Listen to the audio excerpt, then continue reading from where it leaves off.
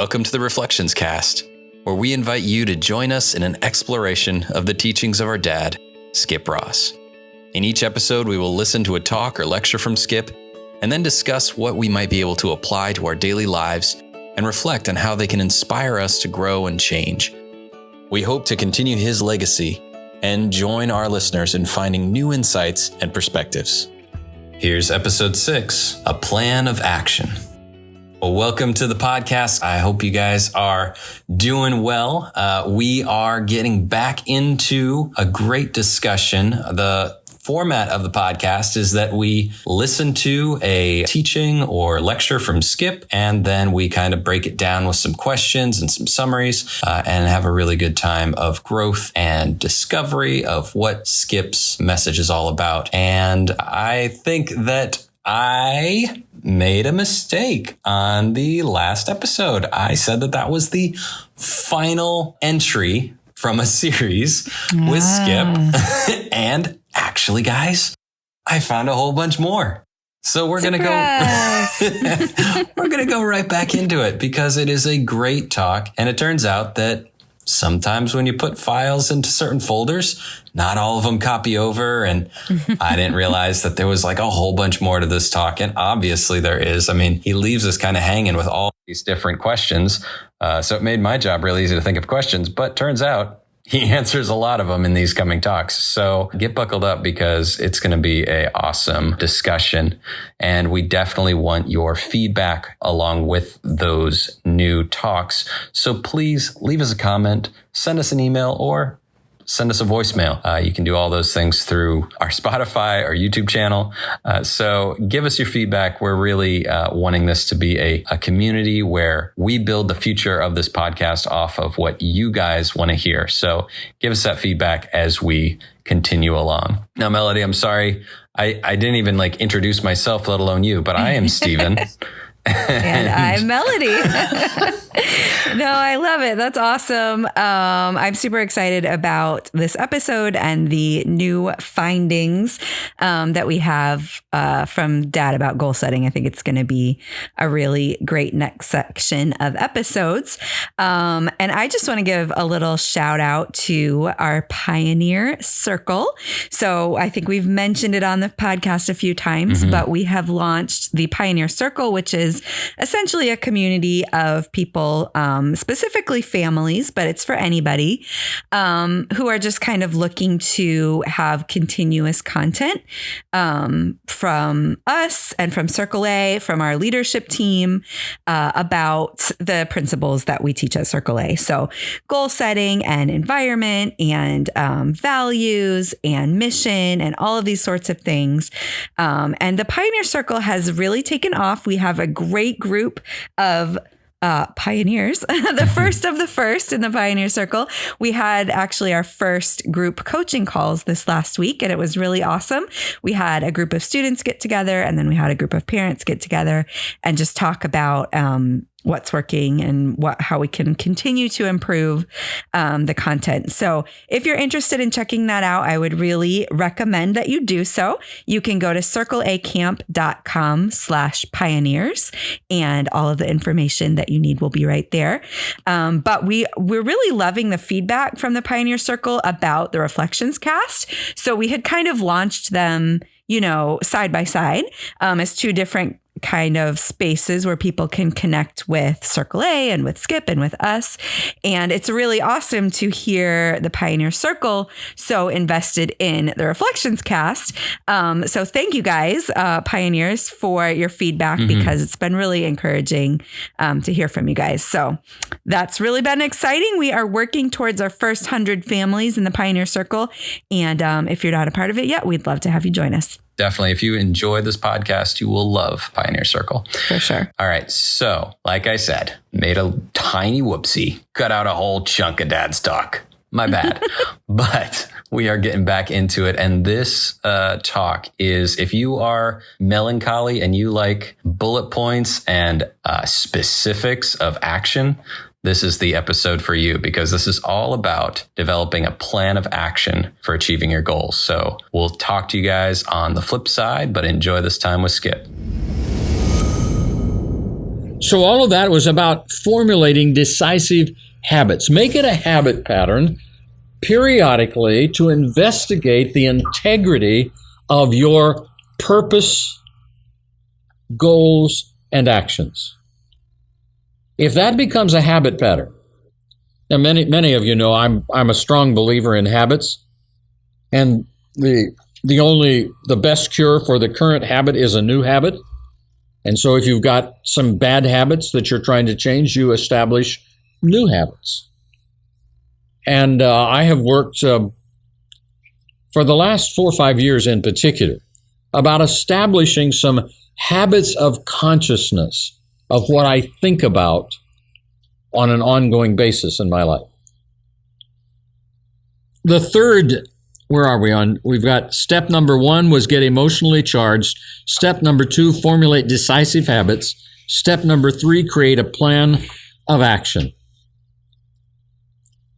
Make sure you follow through. Come up with a list of actions that will absolutely produce results. Now, in every area of your life, every area of my life, there are actions that will produce results. In fact, I guess we could push it so far as to say that every plan of action produces some kind of result. We're not here tonight just to talk about any old result. We're talking about the result that takes you toward the fulfillment of the purpose of your life. So when we put that parameter on it, we kind of shorten the boundaries within which this all can fit together. Make sure that you have a plan of action that will produce the results that you want. There are actions that will produce the right kind of results. The first thing would be to choose one new result you are committed to achieving and list all the things you could do to achieve it. Let me repeat that again, just so you kind of get a picture of what I'm talking about. Choose one new result, a new result that takes you closer to the fulfillment of your purpose in life. One that you are committed to achieving, and list all the things you could do to achieve it. Don't worry about making the list perfect. There are far too many people that have to wait until they've got everything in order before they start to do anything. It's not a perfect list. Just think through, kind of brainstorm with yourself whatever ideas come to mind. So you write down a result you are committed to achieving and list all the things you could do to achieve it. Secondly, then, using language that excites you.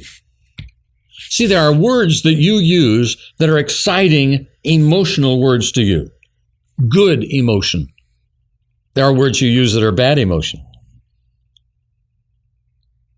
In this kind of an exercise, you use the words that elicit good emotions from you. And then begin to refine the wording.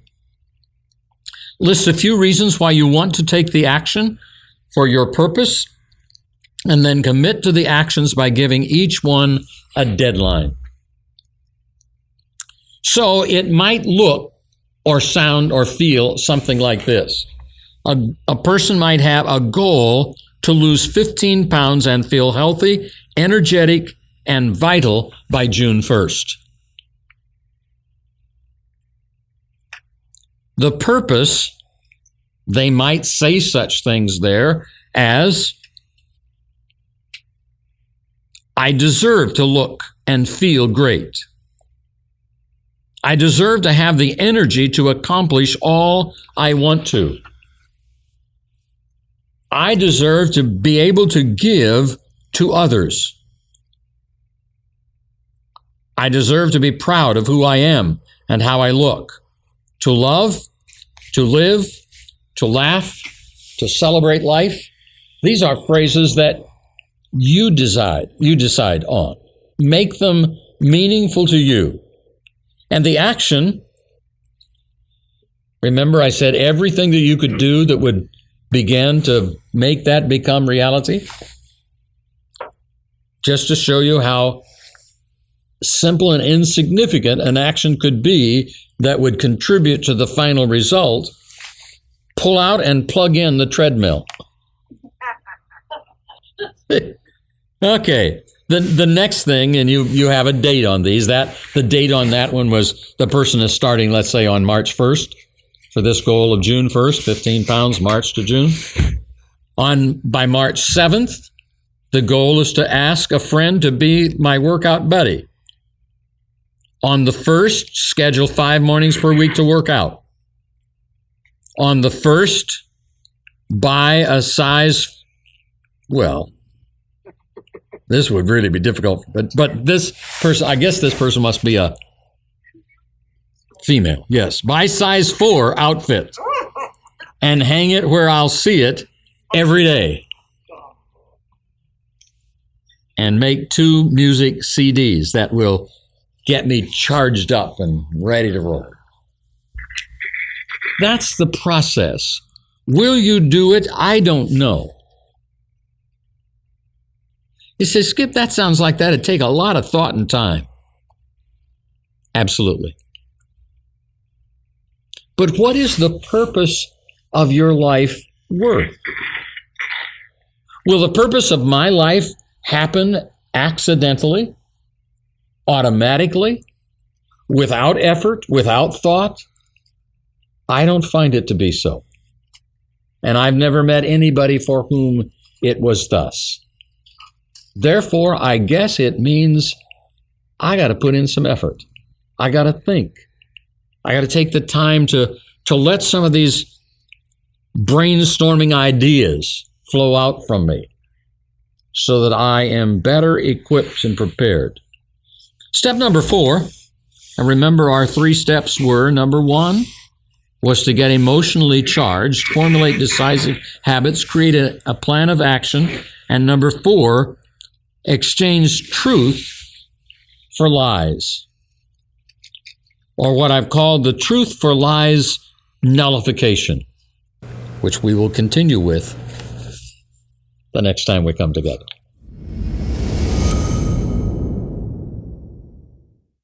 All right. Well, he gives us a little teaser there at the end for what we're maybe going to be listening to next time. So that's pretty cool. This is another great teaching from Dad. I feel like I could, listen to him teach on this forever because he just always says it in a way that's challenging, but inviting at the same time. And I don't know, he's really got a skill for that. So I hope that it's helpful to everybody else. I know that it's helpful to me. So, so in thinking about kind of a little recap, all this was pretty short. I don't know that I need to recap it, but I will say the thing that maybe stood out the most to me of this entire little piece was one of the very first things that he said.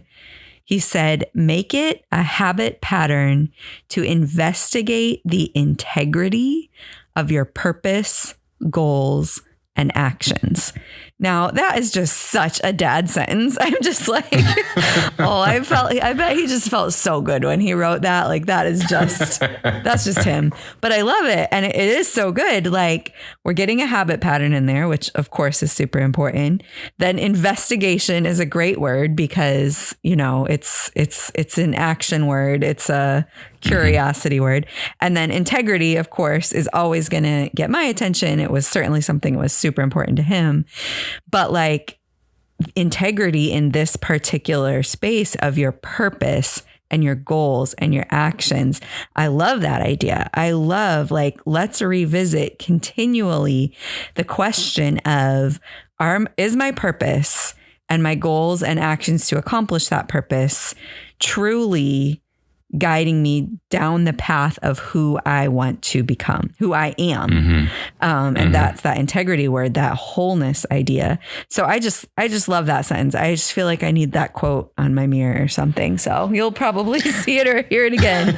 That's really good. I'm so glad that you picked up on that because when I was putting this together, I almost cut that first section out.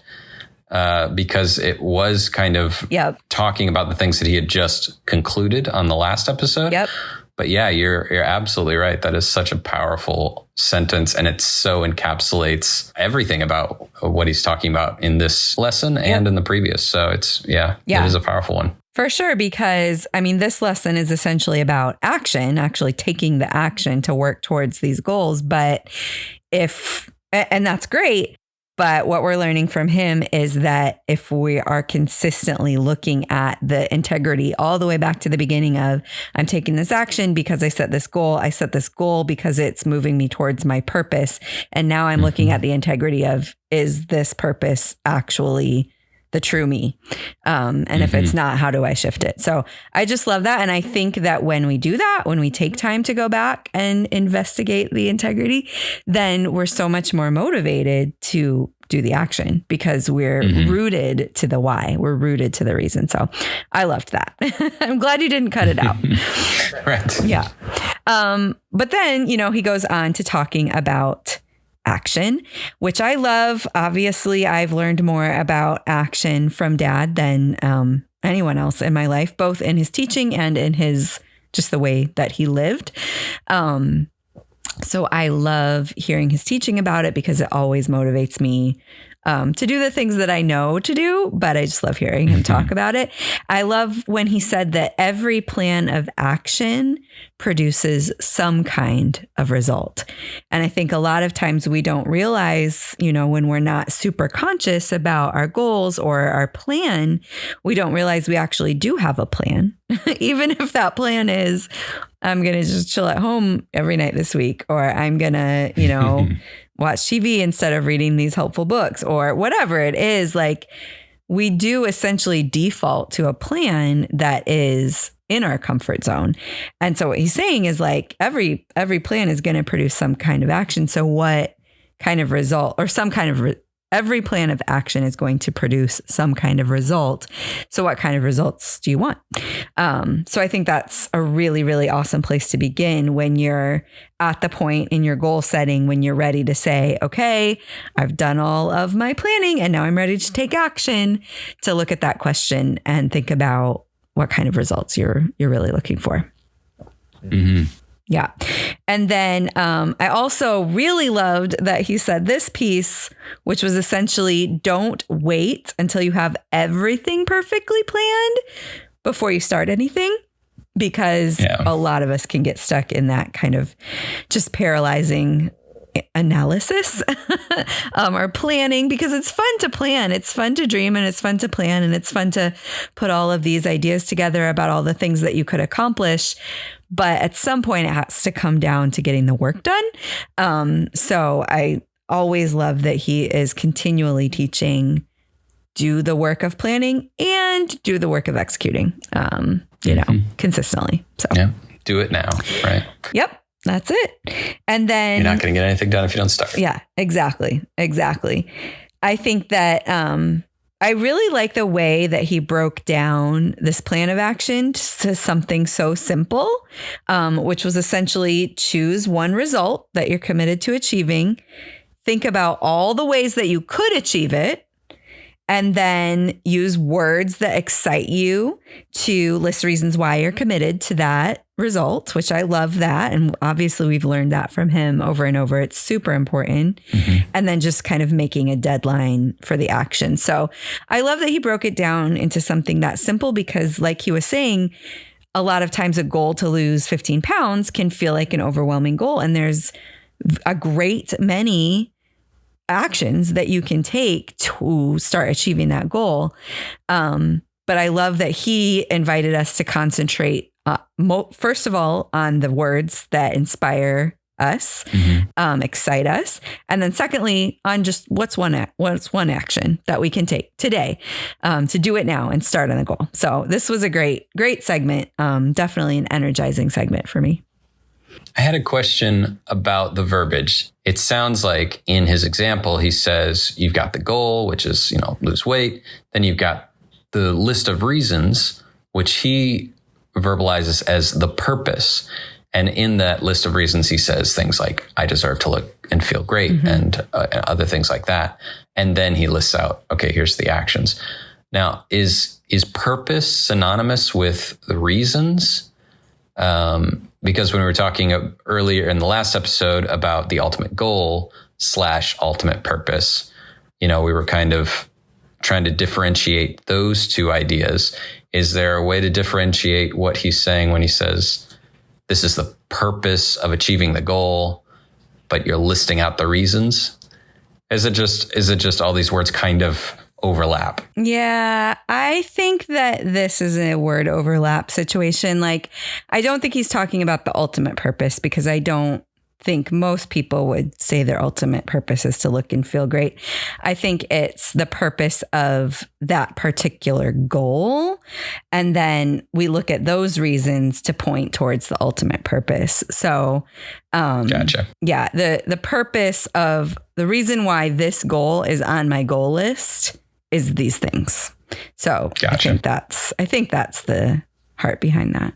Well, I love later on, like towards the end of this segment, he does have a couple of statements that I really liked. And I wrote out that one of them was when he's kind of in a talk with himself, he says, that sounds like a lot of time.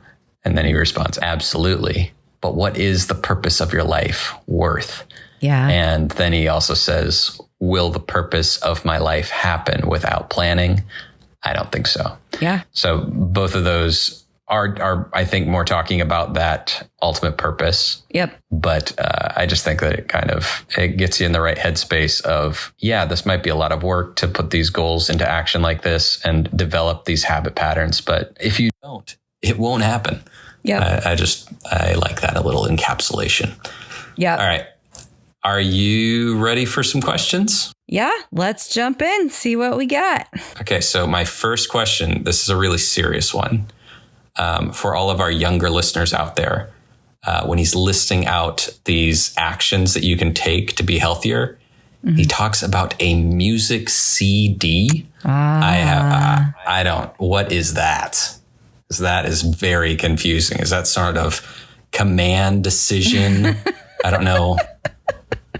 Oh my word. Anyway. That is funny, actually, because it does show its age. It does. My children probably, well, they do because I've educated them, not that because they've ever had to actually use a CD. So yeah, it's, it dates itself pretty quickly, but at least we're talking about CDs and not cassettes or mini discs man. I'm sure eventually we will get to those talks too. Oh yeah. Dad was an early adopter of like every form of media ever created, I think.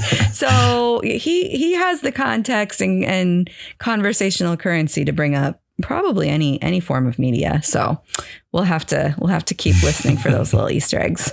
All right. Well, I guess then for the real question number one, this is something that we've kind of dealt with before, but the question is, how can you deal with unexpected obstacles or changes in your life when you're developing these actions or this goal? I think a great example of someone who I don't think would mind us putting him out by name, but I'll just say someone that talked at the summit had a great example in his life of having very specific goals and achievements that he wanted to accomplish, and then having catastrophic injuries happen in the midst of those goals. And how do you pivot correctly and not lose sight of all the goals and wants that you were planning on?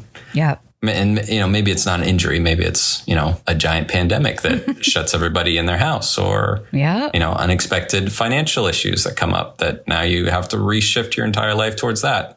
How do you make a goal list or this sort of setup with that in mind? Or can you? Yeah, that's a great question. I mean, I think that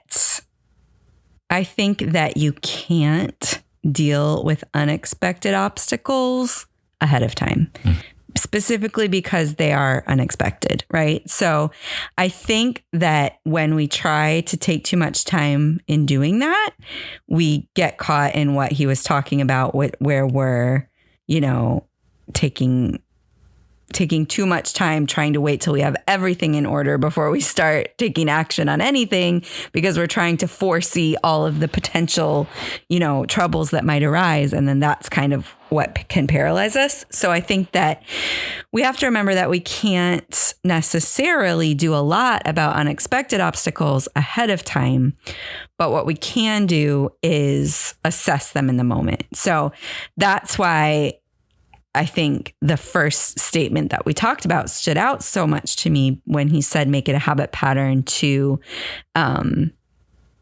investigate the integrity of your purpose and your goals and your actions, because when you have an obstacle come up in your way, you have a choice. You can either adapt your goals, change your goals or give up on your goals. Or you can adapt your action plan and meet your goal, right? And so I think the only way to do that is to go back and examine the integrity of, okay, how essential is this particular goal to my overall purpose? Because if it's essential to my overall purpose, then I'm going to adapt whatever sort of action plan I need to adapt, and I'm going to continue working towards that goal. But if this particular goal in this particular time is not essential to my purpose, and there's something that's more essential that's come up with this unexpected obstacle, then I'm going to deal with that. And I know who you're talking about, from who spoke at Circle A. I have a similar story, so I can use my own story because I don't mind sharing it. I think many of our listeners know I've had a whole journey with running over the years and hated running as a kid, then grew to really love it, then grew to, do half marathons and then a marathon. And after I ran my first marathon, I said I would only ever do another marathon if I was doing it for somebody else. And so the year kind of progressed, and the time came around to register for the same marathon we had done the year before, which was the Disney marathon. And so Chris, my husband, wanted to do it, and we had a couple friends who wanted to do it. And so I said, okay, well, I'll do it again. I'll do it for you. It'll be so fun, blah, blah, blah. I signed up for the marathon. I put in all of the months of training for the marathon, every single long run to run this marathon that I had set a goal to run in the month of January 2020, by the way. And ran I was ready. I was 2 weeks away from running this marathon that I had trained for and was ready to run. And I fell and I broke my arm. And I had a decision to make at that point in my life. It wasn't necessarily a super hard decision because the doctor was extremely discouraging of me trying to run a marathon with a broken arm. It wasn't my leg. So could I have done it and survived? Yes, I could have. But I had to go back to my overall, bigger picture life mission and decide, do I want to put my body, who had, obviously gone through a trauma, do I want to put my body through another trauma in running a marathon so that I can accomplish it? Or because that was the goal that I'd set, or do I let this goal go? Because this is the Disney marathon. I'm either doing it or I'm not. And if I'm not going to, continue my running training right now, then I'm going to lose all of the gains that I've made in order to be able to run this marathon. And so I had to make a very difficult decision, which ended up being to not run the marathon. And, I'll never forget that. I don't love that story. And I haven't run a marathon since. But to be honest, I have consciously chosen to not run a marathon since, because I realized I did it once for me to show myself that I could do it, to, stretch myself so far beyond my comfort zone. But I realized in that the toll that particular extensive training was taking on me in other ways in my life. And I realized doing this for other people is not a good enough reason to do a marathon. The cost is too high. And so I realized I'm going to be super happy to push myself to do half marathons, which is still an extensive training. It's still, a lot, but those are for me.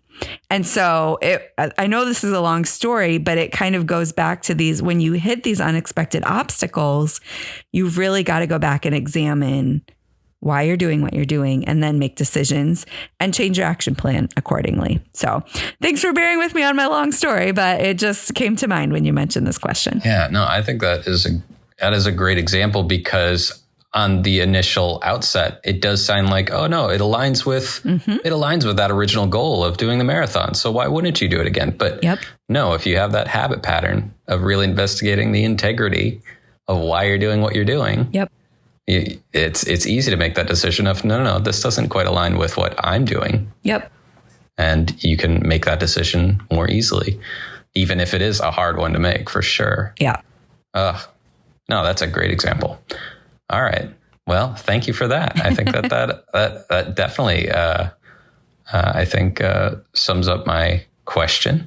Well, I would say too, though, I mean, that's one way to deal with unexpected obstacles, go back and examine.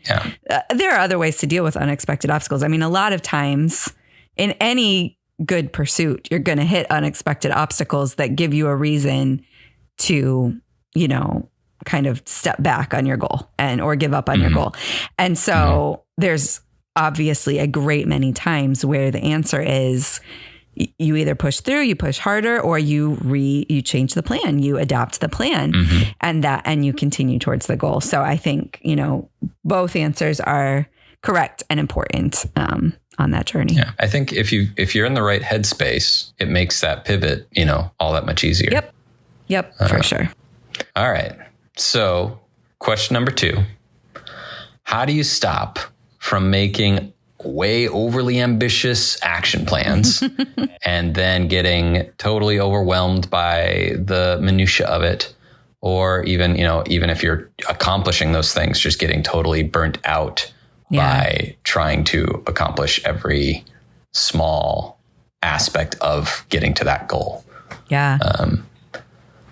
I don't know if there's a good example that I can give other than, I think everyone can relate with some sort of physical fitness, but I think there are other examples. Sure. Yeah, for sure. I mean, I have been challenged by this question. I'm trying to use words that Dad would be proud of here instead of,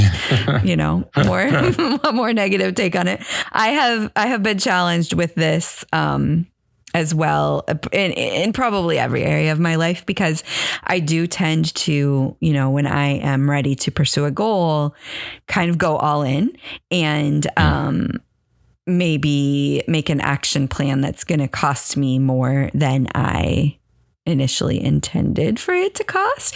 And so I have learned over the years to...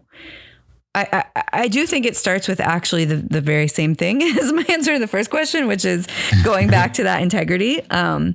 Because when the goal is really aligned with the essential purpose of our lives and our mission, then perhaps there isn't even such thing as an overly ambitious action plan. Like if it's really a goal that is getting at the heart of our purpose for being, then I think we find a way to achieve it. And I think that an overly ambitious action plan is maybe the exact thing that we need. And we don't become burned out because we're fueled by, I believe we're fueled by a power that's greater than us. So, but I think there's so many things that we add into our lives that can distract us from that main purpose, or just kind of be a side journey. And side journeys can be great and wonderful and beautiful and add color and texture to life. But if it's a side journey, then I think that's where we have to be extra careful about what it's going to cost us. And then once we're aware of what it's going to cost us, put together a plan that fits in our life. Because if we don't, then like you're saying, we're going to burn out. We're absolutely going to burn out, or just be overwhelmed, or not even get to the point of burnout, but just get to the point of this wasn't a good idea and I'm just not going to try. So, from writing books to losing weight to running marathons to building businesses, I mean, in any endeavor, I think we do have to be careful of this. So I think to answer your question, number one, it starts with looking at that purpose. And then number two, it's counting the cost. What is this going to cost me? And then number three, putting together a plan that fits within the bandwidth that you have, that you are consciously choosing to give to this endeavor. And once it fits in that bandwidth, then, you can kind of coast there, really, if it's something that's exciting to you. So I also think that he does give a really great teaching in this segment about choosing one thing. So when we're getting started on a goal, he invites us to list out all of the ways that we could achieve that goal. But then he does say, maybe just pick one to start.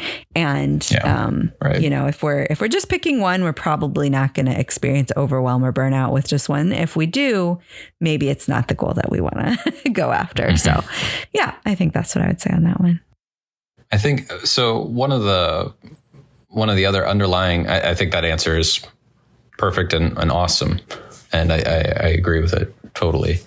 But one of the other reasons why I put it in here was to hopefully get a little bit more out of you about something that I've seen you do that I don't think Dad really talked a lot about. But that is having a mental note of self-care.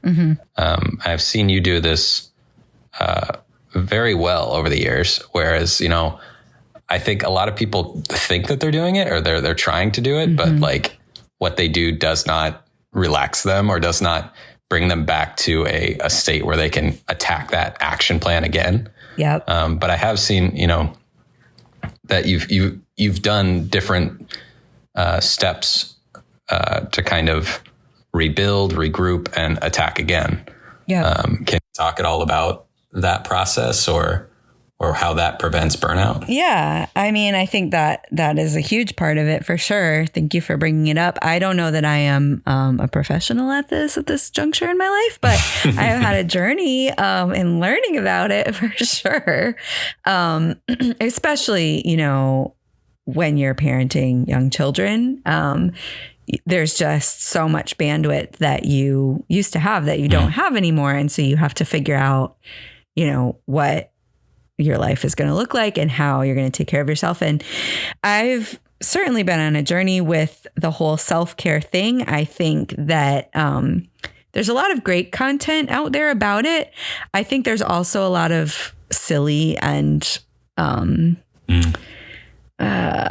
don't know, indulgent sort of stuff out there about it that like I can honestly say I probably went too far in the other direction at a certain juncture in my life of like self-care stuff that wasn't necessarily helping me find any rest or wholeness. Like it was just kind of taking more time.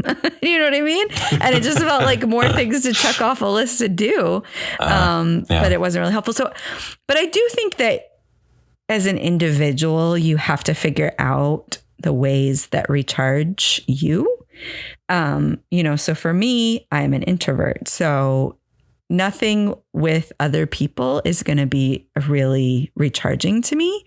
Even though I am, well, I could talk about introversion for a long time, but in brief form, I love being around people and I do find energy in being around people, but it's not a recharging kind of energy. It's like an adrenaline mode. I am more energetic when I'm with the people and I'm not necessarily completely drained when I'm away, but nothing's going to recharge me unless I'm on my own by myself.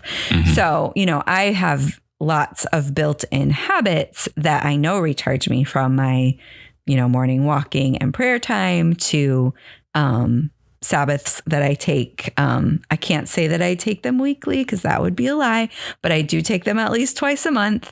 I do try to get 4 a month in of just days where I am at rest. And I have learned what rest means for me. It doesn't mean sitting down and watching TV, although that can be restful. I think that I don't remember who said this quote, and I'm not going to say the quote perfectly, but something about if you work with your mind, then you rest with your body. And if you work with your body, then you rest with your mind. So I work with my mind primarily. And so I need to rest with my body. And sometimes that literally means running and walking and doing physical things that tend to recharge me. So I could talk a long time about this, but I think essentially each of us kind of need to go on that journey to discover what are the things that really recharge me? And then how can I build those things into my life on a consistent basis where they're really becoming habits rather than extra choices that I need to make or extra things that I have to check off a list? Because if self-care feels like just more things on the to-do list, then it's not helping. It doesn't help me. It doesn't help my mental health. But if it's built-in habits where I know, even on my most busy seasons, most days I'm going to do these things that help me recharge, and I can, be in it for the long haul because of that. So I don't know if that answers your question. And honestly, I'm still learning. So ask me again in a couple of years. I'll have more to say. I think it's a great answer, and it's an honest answer. And I think that that's super helpful for people to hear. Yeah. It's helpful for me to hear. And I think that I very much relate and understand with a lot of the things that you brought up on that. So awesome. Thank you. Yeah. All right. So question number 3 is one that I think I find a very personal thing. And that is, how do you prevent that crippling fear of failure? And what I mean by that is when you're trying to put together this action plan and you've got these goals, and then you make these meticulous breakdowns of how you're going to get to that goal. And then you start to see how it could happen. And then you also start to see all the ways that it can fail. And the fear of those possibilities gets in the way of even taking that first step. Is there anything that can be done to have a healthier perspective on pursuing that first step? Yeah. I mean, this is a huge one. And I think we all wrestle with it in certain ways in our lives. I think that I don't know if there is a way to actually prevent the fear as much as it's about like embracing it, like choosing courage in the face of it. Because the more important something is to us when we're thinking about purpose of our lives and the goals that we're setting to bring us towards that purpose, like the more integrity we have in those things, the more they're going to mean to us. And the more they mean to us, the more we're going to fear failing, because I think that's just a human, like we talked about a few episodes ago, kind of a built-in motivator, built-in mechanism, built-in way of kind of understanding the world. And I think that the more we desire something, the more we can end up fearing losing it or failing at it. So I think really, rather than kind of I wasting our time might be too strong of wording, but I don't know, it might be true. Rather than wasting time trying to figure out how to prevent that fear, I think we build up the courage to face the fear. Because the reality is that if we are moving towards a life of purpose and meaning and mission, if we are setting goals to accomplish, things that are going to lead us on that road, we're going to fail. We're going to fail again and again and again. It's the only way to move forward. I don't know anyone, and I know a lot of awesome people. I don't know anyone who hasn't experienced major failure on the way to success and significance. And there's major failures and then there's minor failures, which I think, a lot of us, maybe we fear the minor failures more than the major ones because we know the minor failures are going to happen and they hurt and they're discouraging.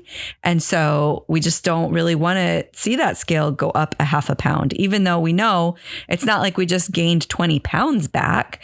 But even that minor failure can just feel so discouraging if we're kind of in the mindset that failure is either like final, or that failure is taking us away from the direction of our goals.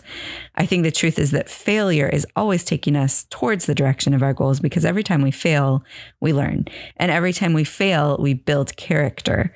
So every time we fail at a goal, it means that we were moved out of our comfort zone to work towards achieving something. And so that's growth.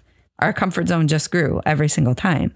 So, you know, I might have just gotten on a soapbox a little bit, but my point is that I don't think we can prevent the fear. I think we just embrace it and we just be brave. Absolutely.